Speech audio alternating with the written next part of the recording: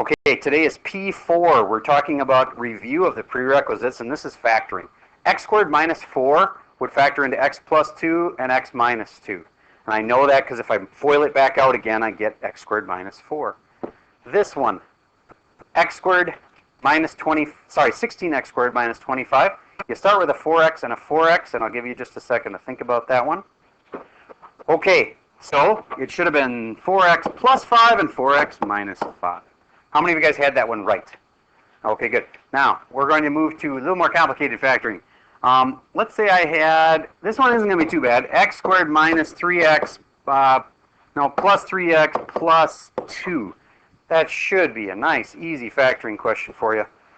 If you find that difficult, you've got to ask yourself whether you're really up for heavy-duty pre-calc here.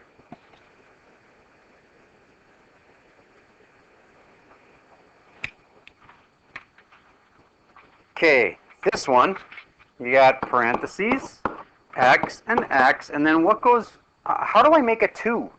This number and this number have to make a 2. Well, it's only 2 and 1 that can make that work. So this is going to be 2, and this is going to be 1, and it could have been the other way around, really wouldn't matter. How do I know I'm right?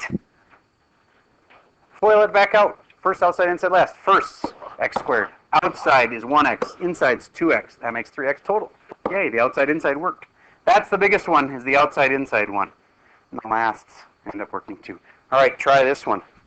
2x squared minus 5x minus 3. This one's a little tougher. You're not going to be able to start with x and x, but it's close to that. You know how to start. Good. 2x and x.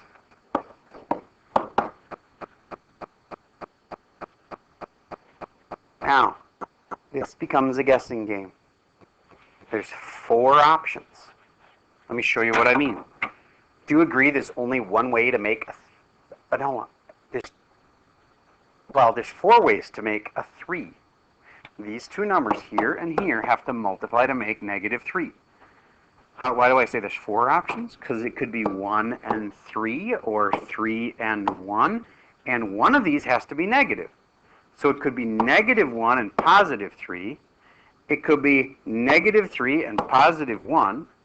It could be positive 1 and negative 3. Or it could be positive 3 and negative 1. Only one of them works. Do you get that? Those are all combos that could have worked because they all multiply to make negative 3. Now somebody's got it by now. Turn it my way when you think you've got it. Good, good, good, good, good, good, good, good, good, good. All right, everybody's pretty much getting it. It's the one with the minus 3. It's this, like that. Plus 1 and minus 3. And that's the only one where the outside and the inside make the middle. That's what you got to keep checking. You keep checking the outside multiplied and the inside multiplied. This is negative 6x. This is positive x. That makes a total of negative 5x.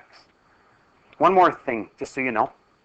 When you're going through these, if you by accident have them backwards like this, what will happen is you'll do the outside, positive 6x. Inside negative 1x makes positive 5x. You'll get the exact opposite of what you want. Positive 5x instead of negative 5x. And you know then that all you have to do is what? Switch the signs. Don't switch the numbers, but switch the signs. That becomes positive, that becomes negative, and then you'll get negative 5x just like you wanted. Okay, so you know you're close if you've got the opposite of what you wanted in the middle. All right, I'm going to give you another one to try to factor here. 6x squared minus 15x minus 9.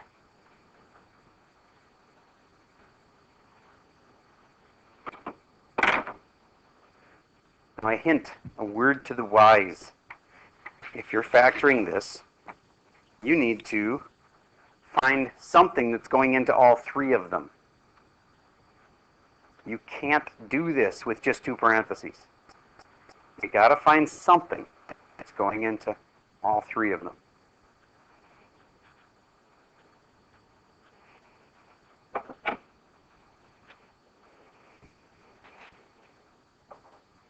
So does 2 go into everything? No. 2 doesn't go into 9 or 15. What goes into all of them? 3. So you take the 3 out, and you'll have a much simpler problem now.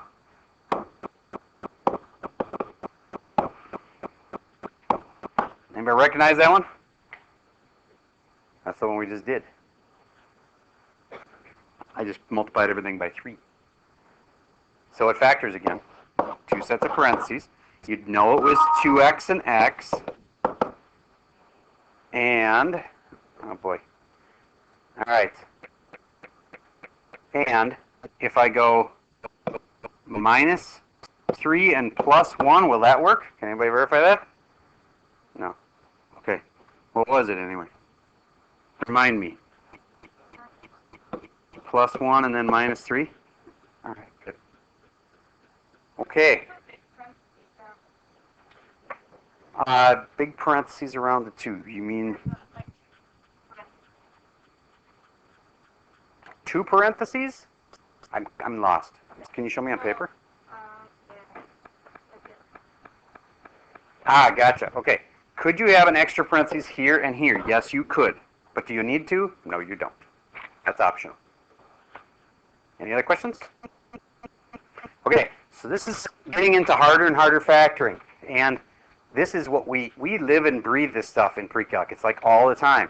When you get to something like this, you're actually kind of relieved because it isn't like doing heavy-duty trig or whatever. Okay, so this is supposed to be the easy part. It's kind of like, oh, I'm looking forward to that because that'll be easy. All right, I'm going to give you one right now that I want you to try, and both the top and the bottom of this big fraction are going to factor. And once you factor them, some things are going to cancel. All right?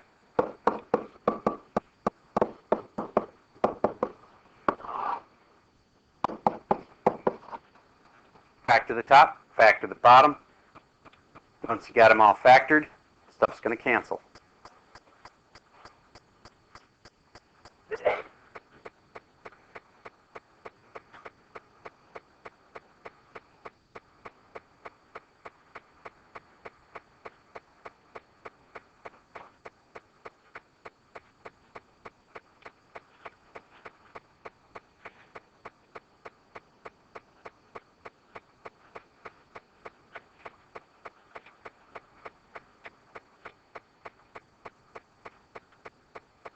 Nice, nice, nice. Yes, sir. Yep, yep, yep, yep, yep. Good. Good start. Yes, yes, yes, yes. Okay, so here's how you do it. Those that are at home, I'm going to take this and factor the top, factor the bottom. The bottom should be easy. X plus 3, x minus 3. Do you get that if this had been a plus, we would not have been able to factor it? Remember that. It only works if it's minus. Okay. On the top, it was x plus 3 and x plus 1. And then this and this will cancel. X plus 1 over x minus 3. All right. That showed that is a very typical easy Precalc question. All right, so we need to be good at factoring so you can handle that kind of stuff. All right, the good news is we have covered everything that we need to cover. One warning, some of the problems on today's homework will lead with a negative number like this. Actually, that wouldn't factor. Let's say that. And you can't ever factor something that has a negative in front. Does that mean it's impossible? No, but you have to get the negative off of there. So what you do is you factor out the negative, factor out a negative 1, and then you'll have x squared minus 3x minus 2. Do you get what I'm saying? If there's a negative on this here, you cannot factor it until you get the negative off of it. Now I can factor it into 2 sets of parentheses, negative 1 here, and let's say it's like x minus 2 and x plus 1 or whatever. Actually, I've got my negatives messed up here. Let me double check how I could have made this work. Let's go with this will be the simplest thing.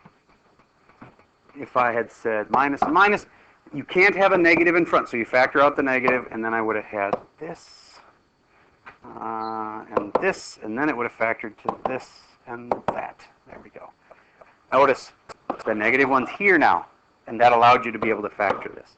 So if you ever have a negative in front, factor it out. Last thing is, if you can't factor it, if you just like nothing seems to work, then it's called prime. Just like if I have the number 7, I can't factor it in anything except 1 times 7. I mean, you could almost factor out a 1 out of everything. So, but if it's a number like 7, that won't factor anymore. Like 8 would factor into 4 times 2. But this one's called composite. This one's called prime. If you can't factor it like these prime numbers, you can't factor like this, x squared plus 16 won't factor, so you write prime. Technically, you can factor with imaginary numbers, but we're not going to get into that. Okay, that's it. So that's all you need to know for today's homework.